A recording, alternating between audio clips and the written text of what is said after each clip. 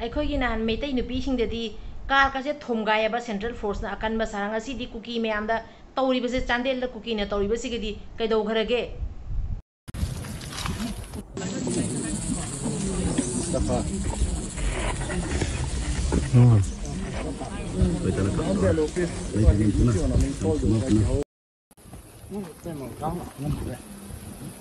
nupa thone as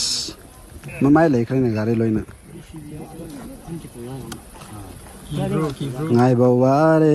ne ei khoi oh please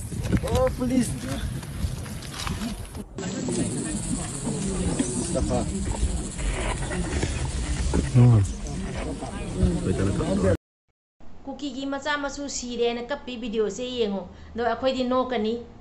Kuki मचा मसू सीरेबनीना अखोइदी नोक तारे करिगिनो नोइना अखोइगी मैतै मचाबु अदुक तमथीना हातखेबा मतमदा नोइ मयामना अखोइगी मैतै नुपीना कप्पदुगी मतौ तमंगा करेमनाबदो ngasi नोइगी नचानासु सीबदनी नोइ कैगी नोक्त्रिनो नोओ पेन पेना नोओ कुकी मचा मसू सीरेन पेन पेना नोओ मी मचा सीरेगना नोकपा अदुगा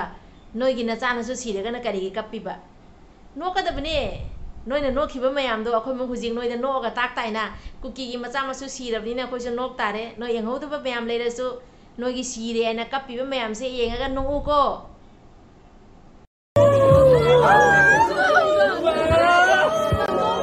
hello Zauka organization Nampai Zauka Amalamahi untuk bertemu कुकी मिनाई नोइना मुकमु हुराना लंबी सेमेदो करिसु कानारोय मैतै अथौबा मयाम अमना अदुगुम्बा मिनाई मयाम थोकलकपसे लोइसन गैना लेबा मैतै अथौबा मयाम से इमा लेबाक मणिपुर कन्नबा मैतै मचा असेंबा मयाम लेरिबा खुनगाकपा मयाम दुंगुपा मयाम लमियानबा मयाम अमा लेरिबसे मणिपुर थुगाइनाबा चंगकपा अदुगुम्बा कुकी मिनाई नोइगुम्बसितबु लोइसनलगा मणिपुर से कन्याना मयाम अमा लेरि नोइनो हुरान सजा चटकेरा हुरान लंबी सागेरा नोइगी कैसु कानबा फंगोय नोइगी कानबा हाइबु नोइगी नचानासु कुलेन यौबखक फंगनी अतैदि नोइने मंगिबा मंगलानदो मैतै मचा अथौबा क्या लेरिङाइददि अदु ओइबा फंगोय असि खंजलु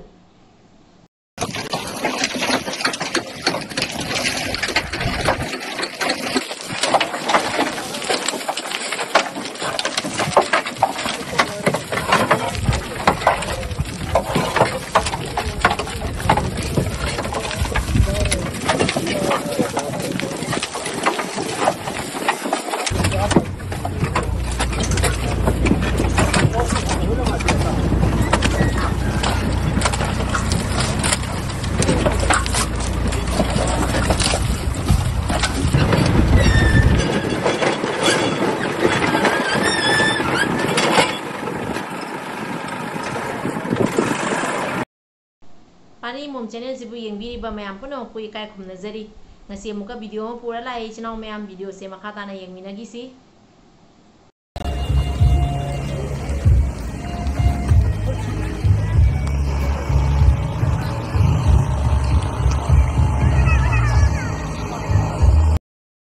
nungairamani do kuki noi nungairamani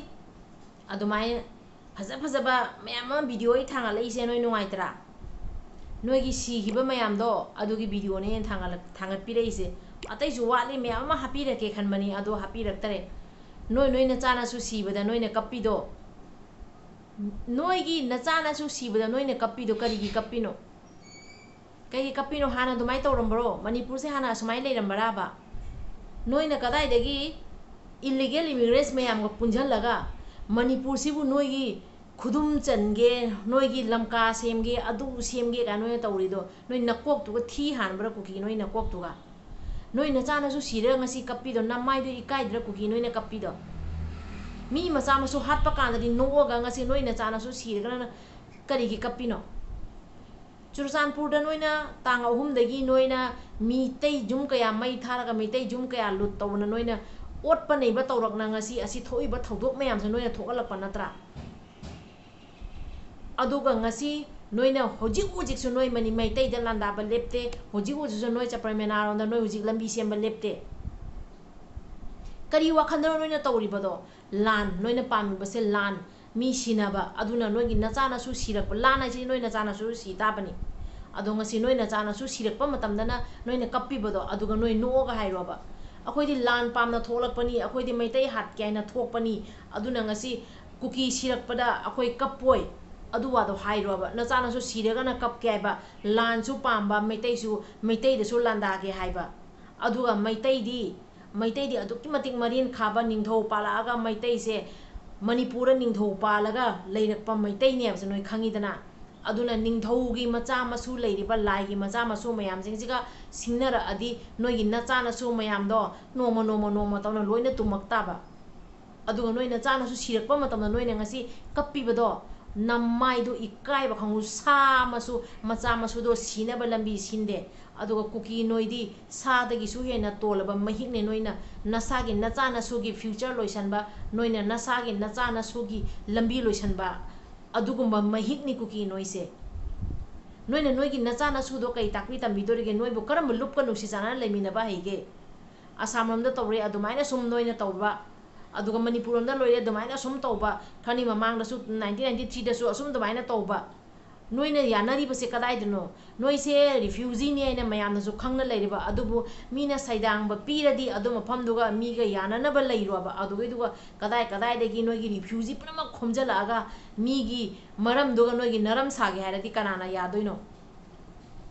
aduna ngasi noina lan pamiba noina maitai da landaba pamiba aduguma kuki haiba kuki sina nasagi nachana su siba kanda noina kappi bado adu noi kapam thokte noina kok thuga thi hanba kuki noina khangadabadi migi macha sisano khaladi akhoi gi isa su sirakani ya khalu migi macha haluradi mi dun so akhoi gi isa halakani ya se noi khangu maitai mama mayam ama kaptana chaktana leiriba maitai athoba mayam ama thamoi da chaktana leiriba mayam se kadai da lemna mangdori bano kadai da lemna mangdori bse asigi mathakta noina amukamuk landa ba nungme kasan ba leptragadi noi da adu ngimba hujik thoiba thodok se asigumba se masing leitana noi tholakhini ba yamna ngangning de ngasigi adu khak video do yamna ngangning de ai sauningi noina kappa uraga ai sauningi ko kuki noina kappi bodo ai sauningi nasa sirga no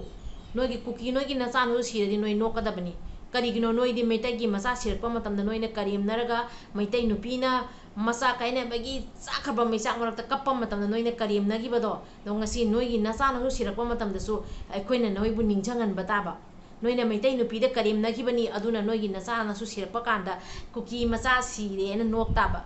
khangaba kuki macha siri mayam do no o kuki gi noi na chana su siri bado pen na no o noi na panja bado aduni noi gi thungan li se akhoi gi maitai athoba mayam sina ne noi kuki mayam na pamja ba mi hat mi pun kuki mayam na pamja ba lan adu dugi ne adu dugi result ne piri bado khangaba yam sang ngang roi gi kuki gi maramda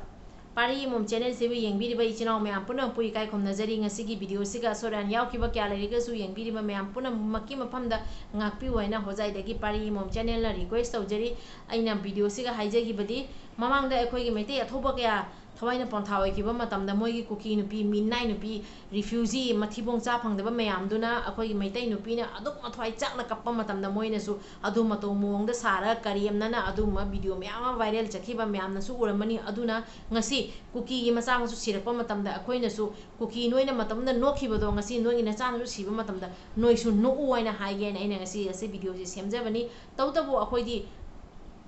kuki ama siraga su thamoi da di asum minungsi ama nungai taba masum pokche yaba kali gina khoi di mi ne ba khoi di kuki tabu sawai bane ba asigumba nungai taba puoga su hujik moina adu do khoi da landara bane khoi di hat taba yade akhoi di hat taba yade ha moina akhoi na adu defense tawdraga di moina khoi hat tori yaba adu nungai te haraga su akhoi defense tawbada moi pa na sijaba khangde moi siba khangde adu moi gi maram chatne ba adu erga su khoi thamoi de di nungai te ba adu thogali ba punamak se kuki na thokan bane ba ama boiso haijagadabadi ima lebak ifrubi jati kanminasi ibudo pakhang bagi macha masu ngatani manipur se thugaina ba sangakpa kuki haiba kuki sidi maite athoba leiringai gaidi manipur thugaina ba honarak pa mioi amata di lemna tharoi ana kuki myam noi asi wafam se khangu ꯑꯗꯨ ꯋꯥꯐꯝꯁꯤꯃ ꯊꯝꯖꯒꯦ ꯀꯨꯀꯤꯁꯤꯡꯗ ꯏꯆꯤꯟꯅꯥꯎ ꯃꯌꯥꯝ ꯌꯥꯝ ꯁꯥꯡꯅ ꯉꯥꯡꯉꯔꯣꯏꯒꯦ ꯃꯇꯥꯡꯁꯤꯒ ꯂꯣꯏꯁꯤꯟꯖꯔꯒꯦ ꯑꯁꯣꯏ ꯑꯔꯥꯟ ꯌꯥꯎꯈꯤꯕ ꯀꯌꯥ ꯂꯩꯔꯒꯁꯨ ꯃꯌꯥꯝꯅ ꯉꯥꯛꯄꯤꯌꯨ ꯍꯥꯏꯅ ꯍꯣꯖꯥꯏꯗꯒꯤ ꯄꯥꯔꯤ ꯑꯃꯃꯝ ꯆꯦꯅꯦꯜꯅ ꯌꯦꯡꯕꯤꯔꯤꯕ ꯃꯌꯥꯝ ꯄꯨꯝꯅꯃꯛꯀꯤ ꯃꯐꯝꯗ ꯔꯤꯀ꯭ꯋꯦꯁ ꯇꯧꯖꯔꯤ ꯉꯁꯤꯒꯤꯗꯤ ꯂꯣꯏꯁꯤꯟꯖꯔꯒꯦ ꯕꯨꯙꯧ ꯄꯥꯈꯪꯕꯅ ꯌꯥꯏꯐꯔꯦ ꯀꯪꯂꯩꯄꯥꯛꯅ ꯌꯥꯏꯐꯔꯦ